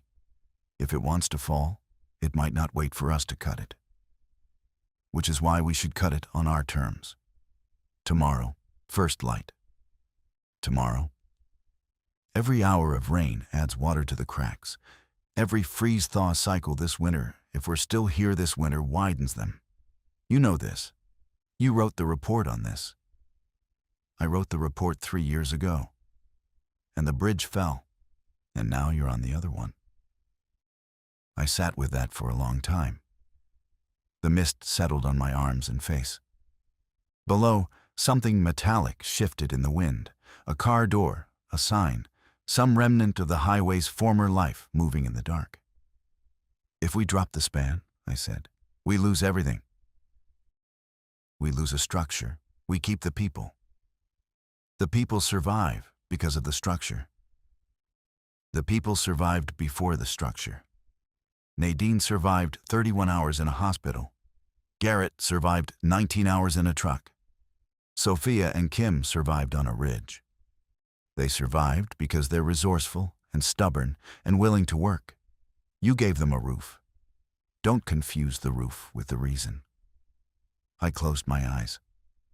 Inside my head, the fortress was complete, not the version on the deck, which was flawed and partial and barely adequate, but the version I'd been designing since the first moment I saw the collapse. The perfect version. Fully realized walls and gates and water systems and observation posts and living quarters and everything in its right place. Maintained by an engineer who understood every connection and controlled every modification. A closed system, a completed drawing, a monument, and beneath it, a pier cap with cracks drinking rain. Okay, I said. We cut it tomorrow. Dara nodded. She didn't thank me. She didn't console me. She stood and went back to her sleeping position and left me alone with the decision, which was the kindest thing she could have done, because it meant she respected me enough to let me carry it without assistance. At dawn, I woke the group.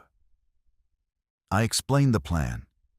Controlled demolition, east side cuts first, full evacuation of the deck before cutting begins.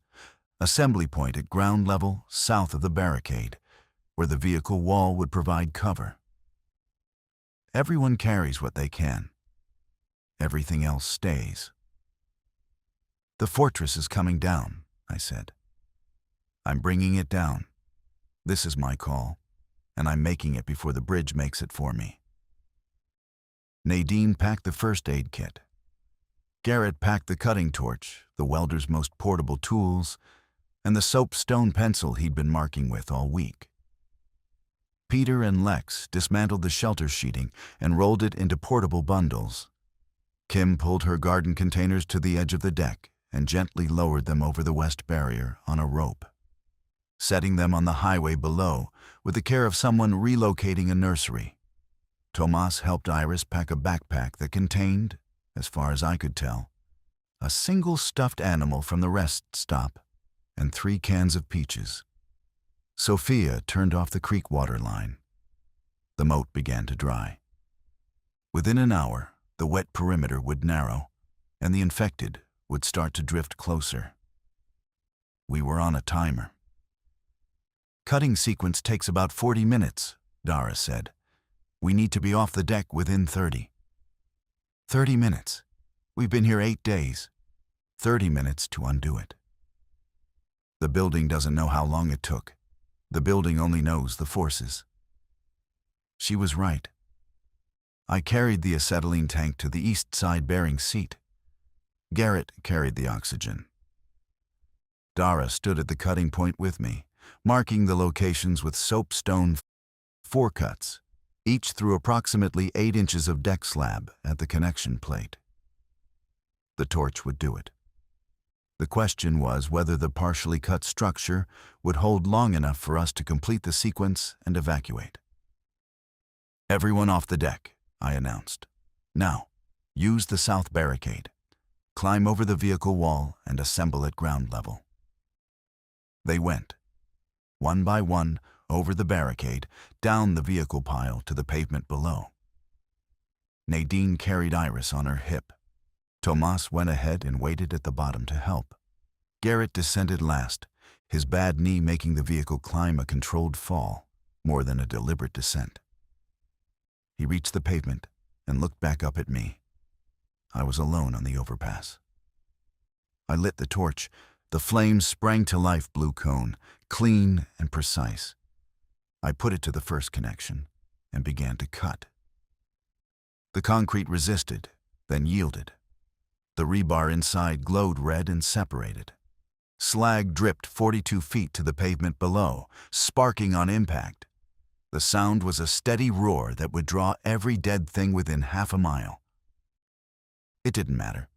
I was cutting their gathering point out from under them. The first east side connection severed in 8 minutes. I moved to the second. The deck shifted beneath me a barely perceptible tilt, a fraction of a degree, as the load redistributed to the remaining 3 connection points. I felt it in my inner ear before I felt it in my feet. The second cut took 7 minutes. The deck tilted further. The Jersey barriers on the east side groaned as the edge dropped half an inch. Tools I'd left behind slid slowly across the asphalt.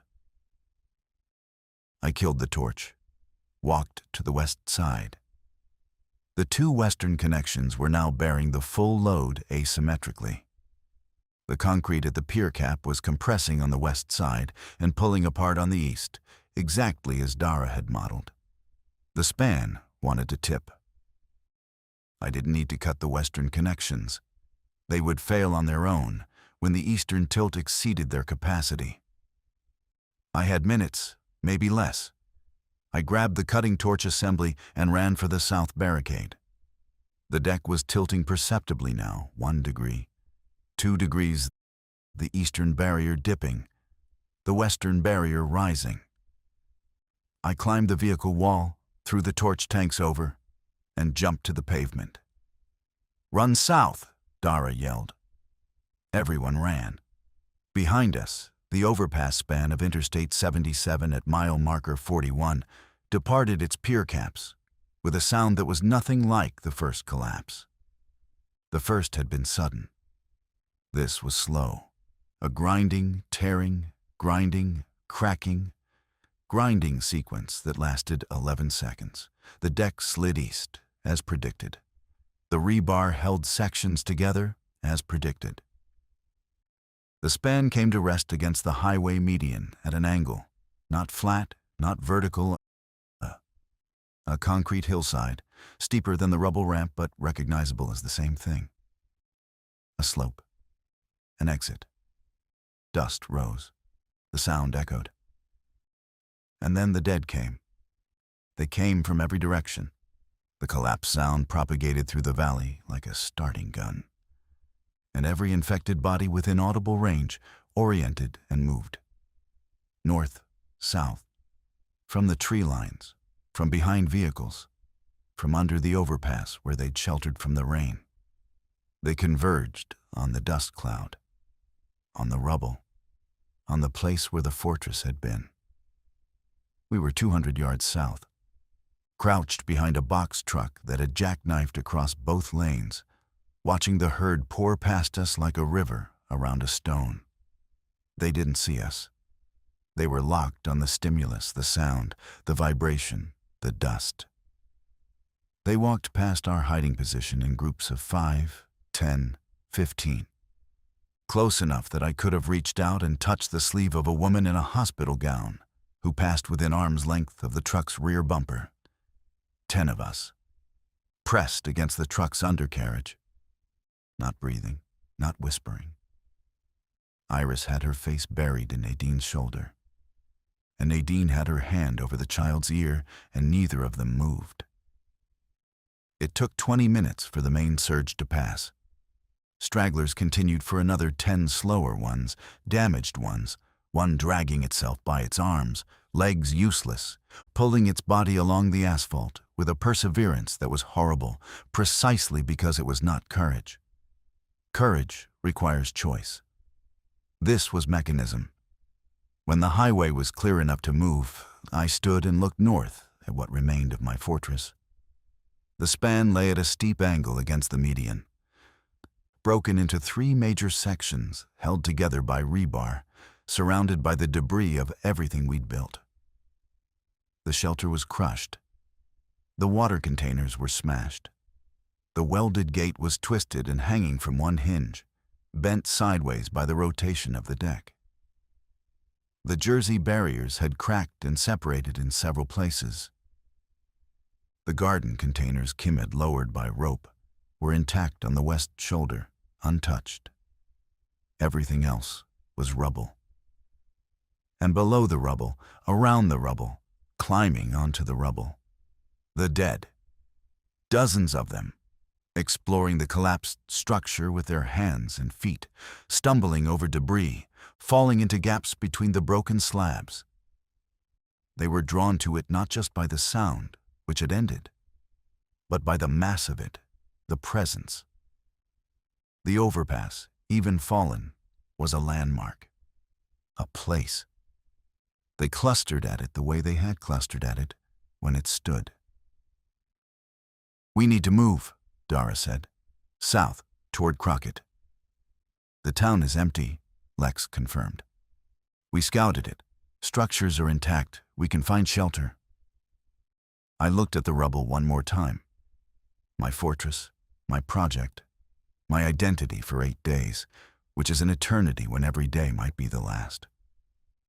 I had built it, and I had destroyed it, and the destruction was the most important structural decision I'd ever made, because it was the first one I made for someone other than myself. We moved south. 10 people, single file, along the highway shoulder, using the vehicles as cover. Nadine led. She was the best at quiet movement. I walked in the middle, near Iris and Tomas, carrying the cutting torch tanks on my back because I refused to leave the tools. And because carrying heavy things was what I could do while someone else decided the route. Dara walked behind me.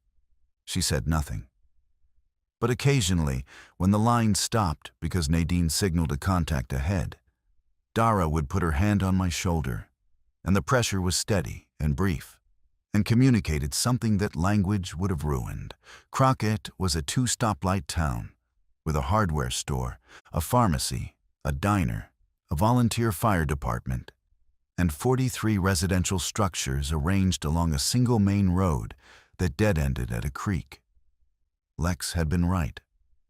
The infected had passed through and moved on. The buildings were damaged, broken windows, forced doors, overturned furniture, but the bones were intact. Main Street was quiet in a way that felt earned rather than ominous. We chose the fire station. Brick construction, roll-up bay doors that sealed from the inside. A backup generator with diesel in the tank, a kitchen, bathrooms with a well-fed water supply, and a second-floor bunk room. It was, by every survival metric, a better shelter than the Overpass had ever been. Lower elevation, less visibility, no moat, but walls on 4 sides, a roof overhead, multiple exits, and room to breathe. I stood in the engine bay and looked at the concrete floor and the brick walls and the steel trusses holding up the roof, and I felt nothing. No design impulse, no improvement cascade, no territorial claim. The building was already a building. It didn't need me to make it one. Dara organized the group into work teams. Sophia and Kim took the kitchen and began inventorying supplies. Lex and Peter secured the doors and windows, boarding where needed, reinforcing where possible. Nadine set up a medical station in the bunk room and conducted the first health assessment any of us had received since the collapse. Tomas and Iris were assigned to sort the supplies Lex had scavenged from the hardware store on the previous run. Garrett sat in a folding chair and elevated his knee and said, "Tell me what to weld." And for the first time, the assignment came from Dara, not from me. I stood in the bay and waited for someone to give me a task. Nobody did. Not because they were excluding me, because they were busy, and the tasks that needed doing were tasks other people were already doing. And the fire station didn't need a structural engineer. It needed hands and hours, and the willingness to sweep a floor and stack cans and board a window. Skills I possessed, but had never considered part of my identity. Anyone could do these things. That was the point. And the point was the lesson. I picked up a broom and began sweeping the engine bay. Glass, dust, leaves, debris from whatever had broken through the bay windows before the infected moved on. I swept the floor the way I hadn't swept a floor since I was 19 and working summer construction, before I had a degree, before I had a title, before I had the professional authority to stand on a bridge and declare its fate. Nadine found me an hour later, still sweeping. "Iris spoke," she said. I stopped. "What did she say?" She said, "This is a real house." She was standing in the bunk room, looking at the beds. She said it twice. This is a real house. I leaned on the broom. A 6-year-old child, silent for 8 days on an overpass I had called a fortress, spoke her first words inside a small-town fire station that I had nothing to do with building. The overpass wasn't a house, I said. No, Nadine agreed. It was a very impressive project, and you were very impressive on it. But it wasn't a house. I knew the pier cap was failing. Some part of me knew on day one. I recognized the crack pattern. I recognized the deterioration. I chose not to look. Why? Because if I looked, I couldn't build. And building was the only thing keeping me from knowing that I'm as lost as everyone else. Nadine sat on an overturned bucket. She had Iris's stuffed animal in her lap. The child had entrusted it to her while exploring the bunk room, which was, Nadine said, the first voluntary separation Iris had initiated. In the hospital, Nadine said, the doctors who survived the longest were the ones who stopped trying to cure patients and started triaging. The ones who kept trying to cure, who kept ordering medications and designing treatment plans for a disease that wasn't going to respond to treatment plans, burned out or froze up, or walked into the wards without protection because they couldn't accept that their expertise was irrelevant. The ones who survived were the ones who let go of being doctors and started being people who happened to know some medicine. You're telling me to stop being an engineer? I'm telling you that you were an engineer on the overpass and a person in this fire station. And the person is more useful. The person sweeps floors. The person carries tanks so someone else doesn't have to. The person says, I was wrong about the pier cap, and lets a group of 10 people make the next decision together. I set the broom against the wall. I destroyed the best thing I ever built. You destroyed a bridge that was going to destroy itself. You just chose the timing. That's not demolition. That's mercy. I didn't argue with her choice of word, mercy. The nurse's frame for what the engineer called controlled demolition. Both accurate, both incomplete. Somewhere between them was the truth of what I'd done on that overpass. Built a thing, loved the thing, confused the thing for myself, and let it go before it killed the people I'd been pretending to build it for. Garrett appeared in the bay doorway. Dara wants to talk to you. She's on the roof. I climbed the interior stairs to the fire station's flat roof. Dara was standing at the north edge, looking toward the highway. From here, we could see the interstate corridor, the line of abandoned vehicles, the distant gray mass of the collapsed overpass, the haze of dust that still hung over the rubble. And around the rubble, the dead, still clustering, still drawn to the place where a fortress had been. They're going to stay there for days, she said. Maybe longer. The rubble is a permanent stimulus. Mass, shape, residual scent. They'll orbit it. Like moths. Like moths around a dead bulb. They don't know it's over. What did you want to talk about? She turned from the highway and faced me. I want to build something here. Not a fortress, an outpost. Functional, sustainable, expandable. The fire station is a start. There are other buildings on this street that can be connected, reinforced, adapted. We have 2 engineers, 2 carpenters, an agricultural scientist, a nurse, and a welder. That's not a survival group. That's a founding crew. You want to build a settlement. I want to build a community. The difference is who it belongs to. It belongs to everyone.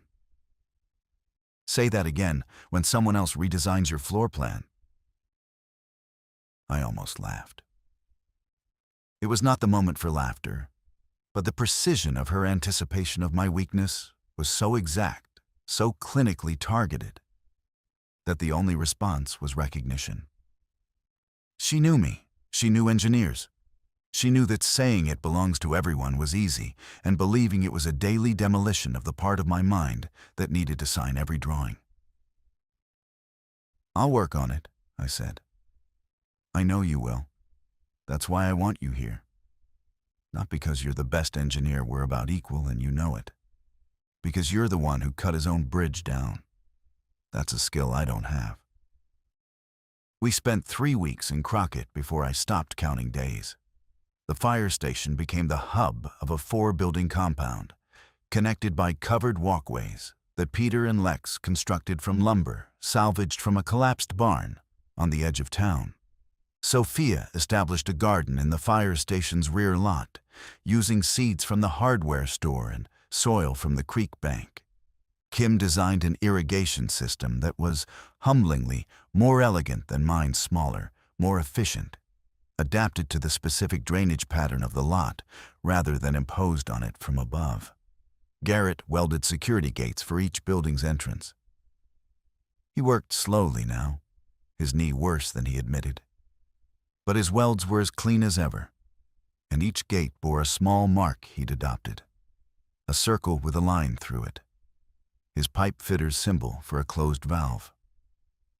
When I asked him about it, he said, "Every gate I build is a valve, open or closed. The important thing is that someone besides me decides which." Nadine established a medical clinic in the pharmacy, restocking from the existing inventory and organizing treatment protocols for the injuries and illnesses that were accumulating Garrett's knee. Sophia's persistent cough, a cut on Peter's hand that needed careful cleaning. She also began training Thomas in basic wound care, and the boy took to it with a seriousness that suggested he had found the thing he would become. Iris began talking regularly, short sentences, mostly observational. "The tomatoes are growing. Garrett's knee sounds different today. There are 4 birds on the pharmacy roof." She cataloged the world in small, precise statements, and each one was a brick in the foundation of her return to presence. Dara and I designed the compound together.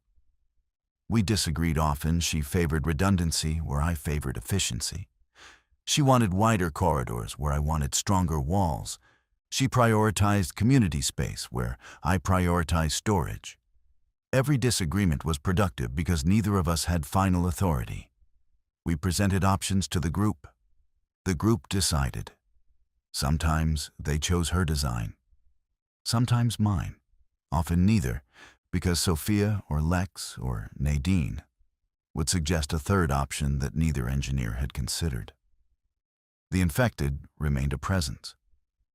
They drifted through Crockett at irregular intervals, never a herd, never a siege, just ones and twos wandering down Main Street, drawn by whatever residual stimuli the town produced. The gates held. The watch rotation Nadine organized 4-hour shifts. 2 watchers, written log detected every approach with enough warning to secure the compound. We lost no one. We injured no one. The gates opened for supply runs and closed behind them. And the circle with a line symbol became the mark of our settlement, visible on every entrance, meaning, we choose when this opens. I thought about the overpass every day. Not with longing, with the specific, technical recall of a builder reviewing a completed project. I could close my eyes and walk its deck in memory. The crown of the asphalt, the spacing of the scupper holes, the angle of the rubble ramp, the placement of every weld Garrett made, and every bracket Dara added, and every container Kim filled with soil. It was all still there in my head.